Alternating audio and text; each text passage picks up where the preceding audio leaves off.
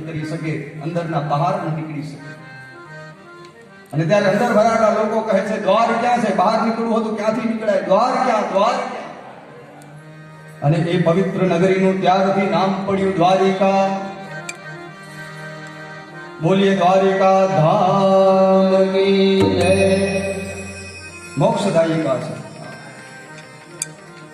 અયોધ્યા, મથુરા, માયા, કાશી, કાંચી, અવંતિકા, પુરી, દ્વારા, વતિશ્ચૈવ સપ્તૈકા, મોક્ષદાયિકા. આ મોક્ષ નગરી છે દ્વારિકા. દ્વારકામાં જેનું મૃત્યુ થાય એ સીધો પરમધામને પ્રાપ્ત થાય એમ શાસ્ત્રો કહે છે. મોક્ષ નગરી છે. અને ત્યારે આવા જો ભગવાને પોતાની પ્રજાને રક્ષણ આપી અને પોતે જાણે કાળ યવનથી ડરતા હોય એમ ભાગ્યા છે. કાળ યવનને થયું કે આ તો મારાથી ડરે છે, હમણાં ને પકડી લઈશ ને હમણાં એને મારી નાખીશ. કાળ યવન પાછળ દોડે છે પકડવા માટે. પકડતા પકડતા ગુફામાં પહોંચે. ભગવાન કૃષ્ણ કહે કે હવે સમય આવી ગયો છે. અને ત્યારે ભગવાને ગુફામાં જોયું તો એક મહાપુરુષ સૂતેલો છે ગાઢ નિદ્રામાં. એને ખબર જ નથી કોણ આવ્યું કોણ ગયું, ગાઢ નિદ્રા છે.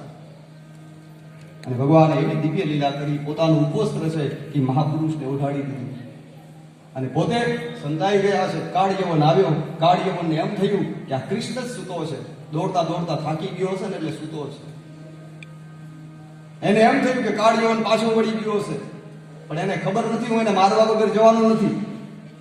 હજી આરામથી સૂતો છે, નિંદર કરે છે. આમ અનેક અપશબ્દો બોલે અને પછી આવી અને જગાડ્યા ત્યારે કપડું નથી ઉતાર્યું, લાતો મારી છે.